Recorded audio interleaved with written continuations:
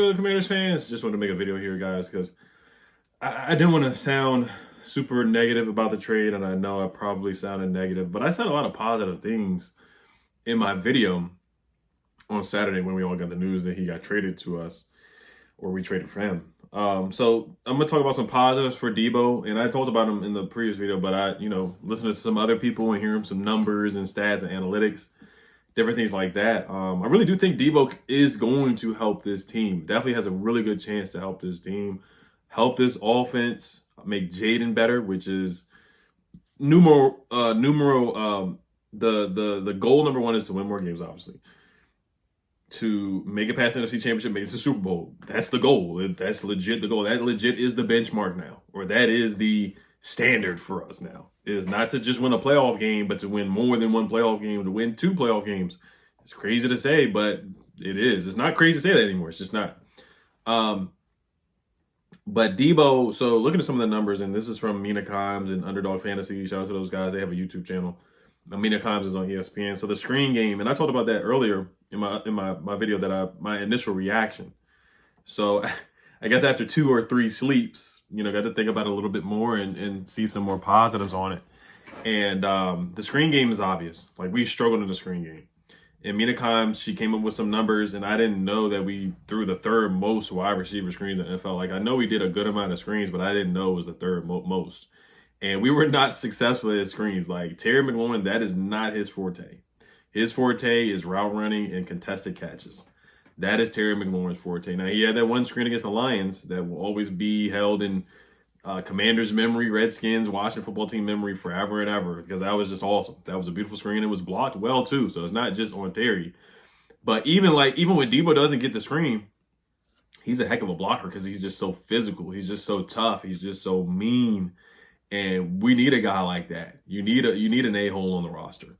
And Deebo's an a-hole, and you do need that. So wide receiver screens, we threw the 3rd most wide receiver screens in the NFL. Our best guy was De'Ami Brown at it. And then we were 17th in yards after the catch per completion with 5.3 yards, which is bottom half of the league.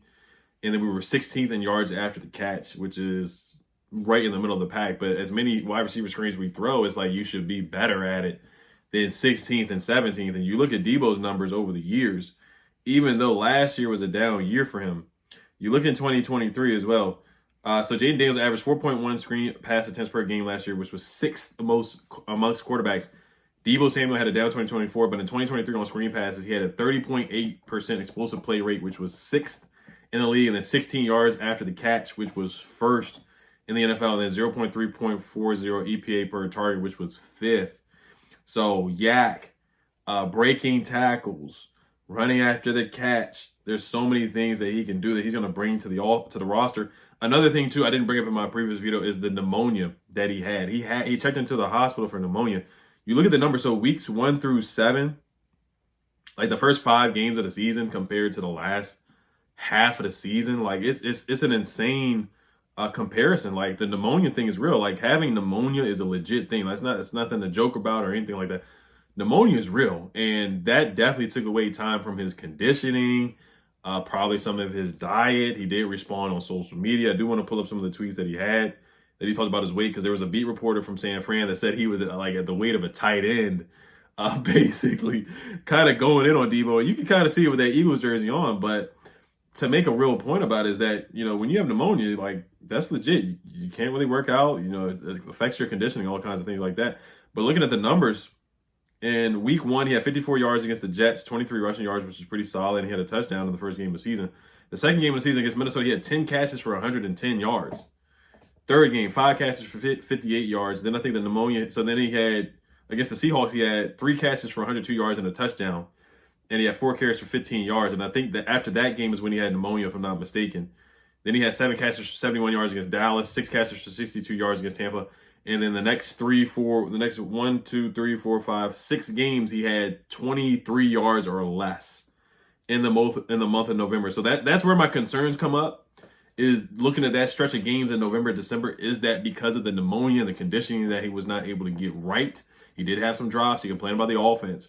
But if you look at the numbers before the pneumonia, he was balling. If we can get Deebo before pneumonia, then we got something. We got a legit weapon, a wide back that can run the football, catch the football, different matchups. So the screen game is an obvious. That's number one. I just want to talk about 3 ways that really 5, 6 of them. Just the yak. I talked about that. 3rd and 4th downs and goal line situations.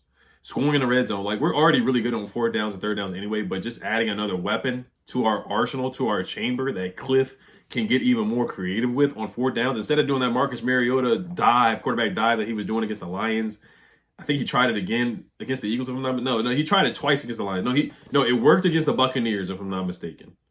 And then he tried it again against the Lions, where he lined Jaden up as a wide receiver. Now, if he does want to do weird, different stuff, I'm not gonna call it weird. If he wants to think outside the box and do stuff like that, instead of doing it with Marcus Mariota, you can do it with Deebo.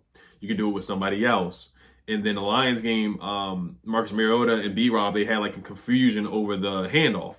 You can throw that out the playbook and do something with Deebo Samuel instead. You can do a reverse, a jet sweep, halfback dive with Deebo, wildcat. This is what we wanted in Curtis Samuel 2 years ago. This is what we wanted in Antonio Gibson, to basically be like Deebo Samuel. You actually have the guy that people are trying to draft and model their game around in Deebo Samuel. So 3rd down, 4th down situations, I think we improved in that, even though we're 1st and 4th downs anyway, without doing a tush push. Goal line situation, you can switch it up with Deebo, get him the football. We should be scoring on the goal line basically 99% of the time. And we're good in the red zone anyway. But I think even better, you can run the ball with Jaden. You can run the ball with Deebo, B-Rob if he's still here, Eckler if he's still here, the rookie running back that we're going to draft. There's so many different things. Throw the ball to Deebo, a quick screen, and he breaks tackles. So many things and that Cliff can do and be creative with. He's going to make Terry better. He's going to make Cliff better. You look at it against the Cowboys where they line it up to the right side in the backfield next to Brock Purdy, and then he runs a route and cooks the linebacker and scampers up the field for like 15, 20 yards. So there's so many things that you can do with Deebo and be creative and think outside of the box. So I didn't want to be too small-minded in my previous video. There were some of the reserves about the character concerns, getting on Twitter, punching the long snapper, being overweight, things like that, that I had my reserves. But they only gave up Adam only gave up a 5th round pick for Deebo Samuel, which is basically going to be a 1-year rental, or if he performs well, we do an extension. We'll see. But there's a lot of pros. I think there's more pros than cons to getting Deebo Samuel. And you can still go out there and sign Amari Cooper. I want Amari Cooper. I would like Amari Cooper on this roster. I think he's just a good route runner, and then you can still draft a rookie. You can do something like that, or Slayton. Slayton would be your number 3 receiver, or even Westbrook-Akina would be your number 3 receiver. So it would be Terry, Deebo, Westbrook-Akina, Terry, Deebo, Slayton, Terry, Deebo, Amari, Terry, Deebo, and then you add up the 2nd or 3rd round pick, because I don't think in the 1st round you're going to draft a receiver. But 2nd or 3rd round, Ty Felton, somebody like that. Trey Harris, maybe, somebody like that. One of the guys from Texas, Golden or Bond, one of those guys. Tez Johnson in the 3rd or 4th round, one of those guys. So that you got to think outside the box and do stuff like that. But I talked about that yak. We struggle with yak and finishing plays. But yeah, the Seahawks game, you look at that game where he had a lot of yak in that game. The Seahawks game, there was the catch. He reached a top speed of 20.90 miles per hour. This is a guy who was out of shape, right? Ran 20 miles an hour on his 76-yard touchdown reception, his fastest speed since week 14, 2019, and his 3rd time reaching 20-plus miles per hour this season, tied for 3rd most in the NFL. Yards after catch was 54 on that catch. Yards after catch over expected was plus 43. So for a guy who's out of shape, he ran 20 miles an hour, which is really darn good. 5 games pre-pneumonia, had 10.5 yards per target, 2.19 yards per route. 9 games post-pneumonia, 6.8 yards per target, 1.26 yards per route run. So those are some of the things, man. Those are some of the things that I'm looking at for sure. And I really do believe that he can help this offense. Is he your prototype number 2 receiver that's going to just create separation and quickly get open? No, but, he's a legitimate weapon that can make something shake and make something happen. Like, we talk about breaking tackles. And the thing about him losing weight, I do want him to wear the trash bag. I can't wait to see him at training camp. It's going to be so fun to, see him at training camp and stuff like that. Seeing Jaden and just the team, like training camp's going to be so lit. It's going to be so much fun just to hear about him throwing passes to Deebo. And the national media is so excited. Like Emmanuel Acho and James Jones are just gushing over this move. LaShawn McCoy gushing. Who cares about the national media? But at the same time, it's like, you just see the national media loving this play, loving this trade and whatnot. So this is what Deebo had to say on Twitter. He says, 225 to be exact. Can't wait till the season start. Fresh start, new bow. And this is talking about the article from Matt Burrows talking about Deebo basically being at a tight end weight. So Deebo has something to say. He also did say on Twitter, 49ers know where I stand with them, and it's nothing but love. Love John Lynch and Kyle Shanahan to death. No bad blood, no way, shape, or form. They know I'm more than appreciative of everything they've done for me as a player and a man, nothing but love. So, like I said, I'm liking the Deebo move. I do have my reserves about it and my skepticism, but we did get better. Terry gets better because they don't have to their teams can't double team him. They do have to pay attention to Deebo Samuel.